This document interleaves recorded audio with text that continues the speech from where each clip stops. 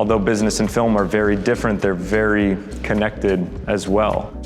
I look at myself as an actor and as a business.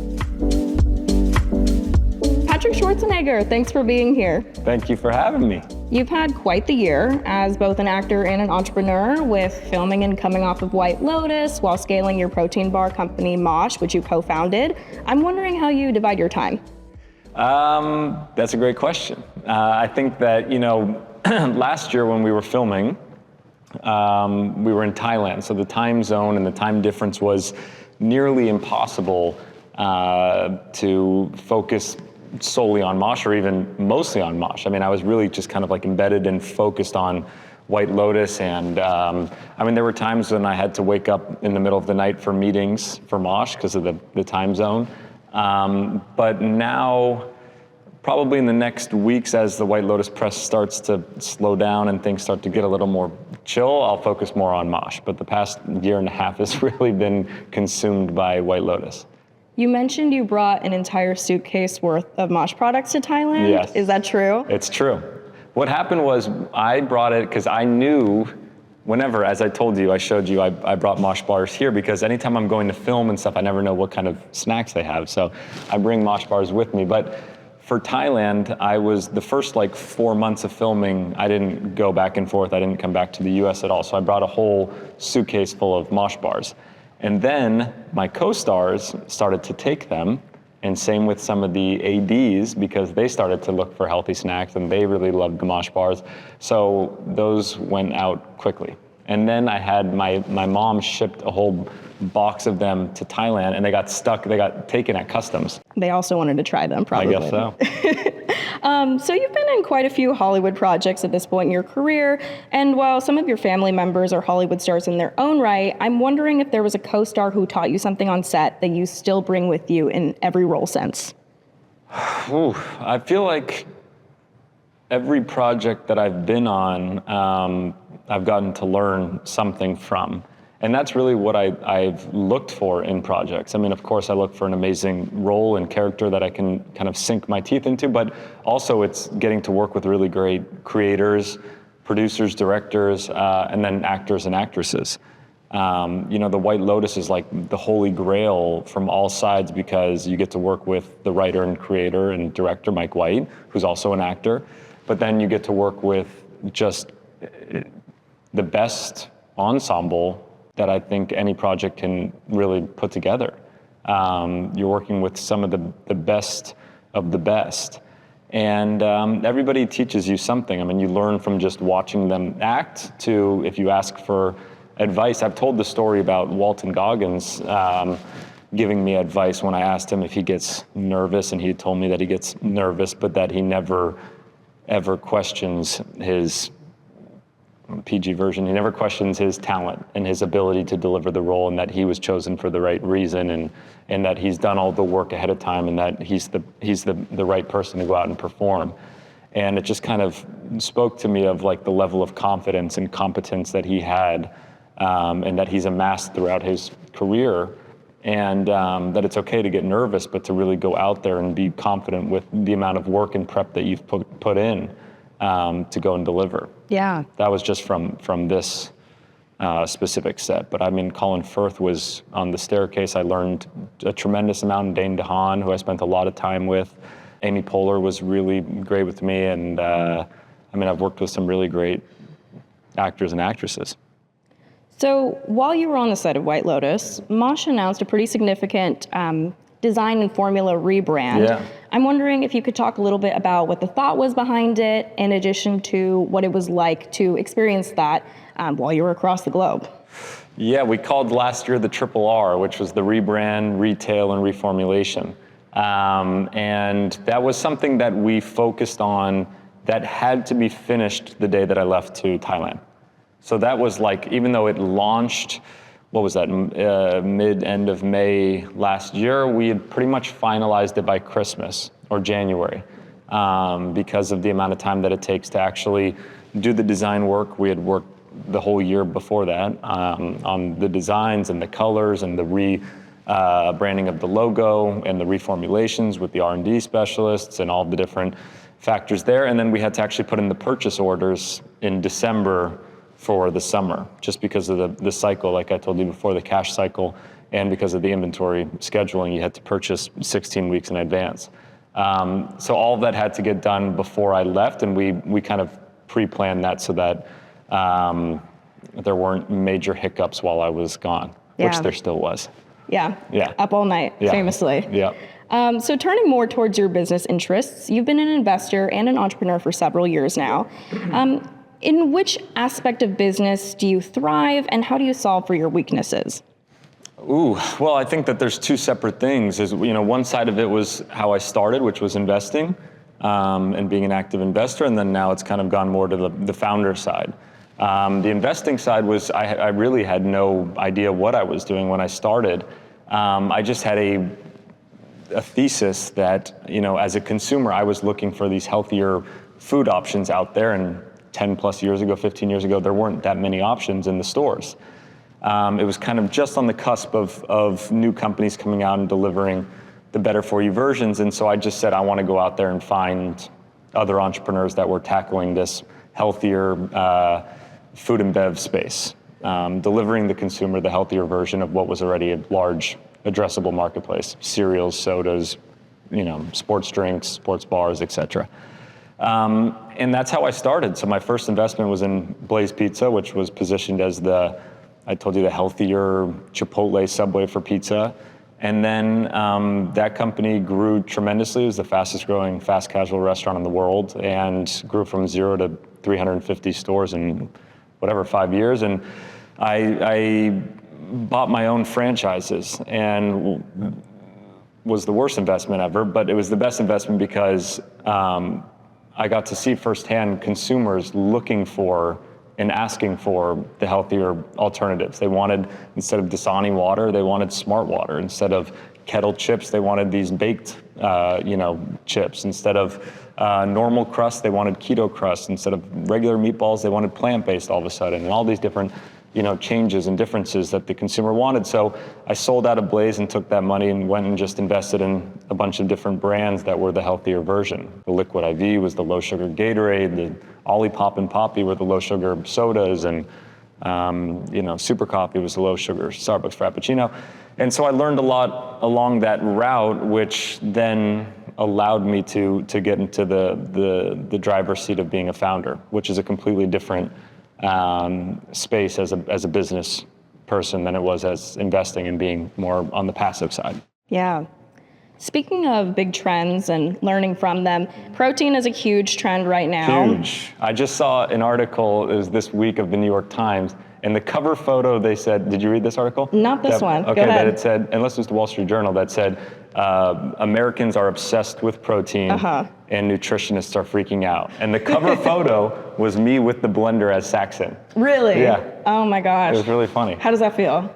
It was kind of weird. I want to know how you differentiate Mosh from all these other brands, especially as the market becomes more saturated. Yeah, so I mean, there's when you look at the bar space, there's really 3 different types of categories. There's just like the snack energy bars, and that could be more of like the Cliff and Kind bars and things of that nature. Then there's kind of the ones that are optimized for protein, and that's cleaner. That would be more of like the RX, the Mosh bars, the Go Macro, things that are kind of in that 8 to 14 grams of protein. And then there's the plus ones, the ones that are really for like people that are bodybuilders and people that are in the gym and really trying to focus on, they don't care about ingredients, they care about the protein levels and macros. And that's the Quest bars, the Think, the One bar, stuff of that nature. So we're more in the middle category, a little bit more premium on the price, more premium on the ingredients, more transparent, cleaner.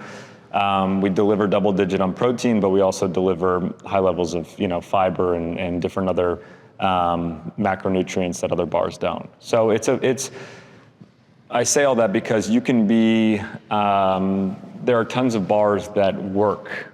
The bar category is massive, multi-billion-dollar business domestically, and there are leaders in each of those sectors that can all sell to a larger conglomerate. And we've seen that in these past years, whether it was a Quest or a RX or a Go Macro or a Aloha, or all of those different bars have sold for hundreds of millions of dollars, and they're all in the same competitive space.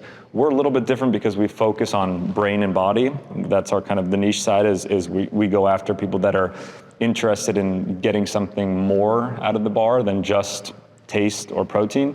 And so that's really where we like to play, is that we're mission driven, we're founder focused, and we like to talk about the idea of how the brain and the body are connected and why eat just for your lips and your thighs and your muscles, and why not incorporate your brain. What aspects of business inform your approach as an actor and vice versa? Well, I think that from an actor side and from a business side, right, both are brands. And I think you have to look at yourself and you have to look at Mosh or whatever that business is as a brand, and how do you want to be perceived, and how do you want to build that brand. So I think I although business and film are very different, they're very connected as well. And I think the creativity side is very apparent throughout both. And yeah, I mean, I look at myself as an actor and as a business. At the end of the day, I am a business. I mean, my film career is a business, and it's you know, how I'm building that each and every year to get to where I want to go is just like a business plan for a Mosh. It's just a different space. So Mosh has expanded into retailers such as Sprouts and Erewhon, fairly recently, and is projected to do around 20 million in revenue this year. I'm wondering what's next for the company moving forward. Yeah, I mean, so the first years was really proof of concept. Did people care about eating for their brain health and their body health? And what did we learn about the consumer, and who was the consumer, and did they like the product, and why didn't they like the product? Why did they come back? Why didn't they come back? Make the adjustments, which is why we did the rebrand. And then it was to go into retail. So retail, I mean, is really where you can build a massive brand. I mean, we're in a very small percentage of actual store counts. Our velocities are extremely high, but we're in the Erewhons, we're in all the Sprouts, we're in the Kroger banner, the Ralphs, really focused on Pacific Northwest. But as we continue to expand, I mean, the levels of distribution and the channel points are gonna continue to grow. And why that's important is because, I mean, that's where you can make or break a company. It's where economies of scale play in. It's where, on a food product, you really start to see breaks in your cost of good. So that's our focus this next year, is really to start to go into more retailers. And my mom's goal is to be, Costco and Walmart, and she wants to make it accessible and for the masses. Where we had to start was online because of the actual cost of the product for us to deliver and to make. The only way that was a feasible, margin profile for us to succeed is by going direct to consumer. So I'm wondering what business lessons from your history you would take into your next venture. I guess one of the things that I wish I did earlier, even in the Mosh career, would have been just to start. And what I mean is that we spent so much time trying to perfect this formula and build this brand and do all these things that we thought the consumer was going to want or like. And the truth is, there's nothing better than just getting out into the market and learning and getting the consumer feedback loop. And what we thought people were going to really love or enjoy, or the messaging that we thought was going to work or didn't work, it just, everything got flipped on its head once we actually launched. And that's probably the biggest learning advice I had there, was just just start. And I think that so many of us, I mean, it happens, with Mosh or with other areas in life. We have, fear of failure, or we have, fears of going out and actually starting something, but it's not until you actually jump out and do it that you really start to learn.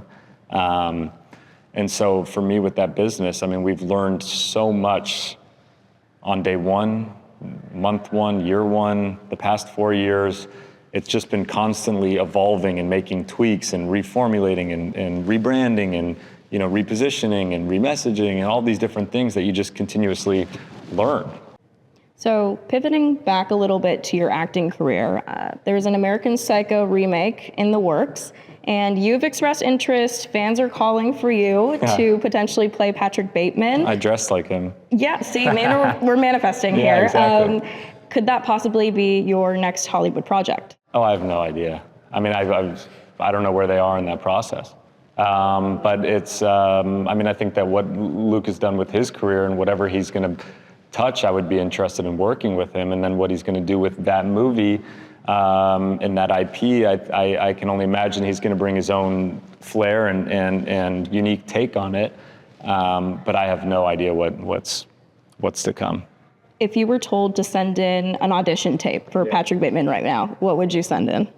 I would probably send in something, I don't know, completely different than whatever. I would have to think of a unique take on it, because I don't think that Luca would make a straight remake of what we all know as Patrick Bateman and as American Psycho. I would make a tape that was very against the grain and different, and would either be a great successful tape or something that I wouldn't probably hear any feedback on and would be the complete wrong direction.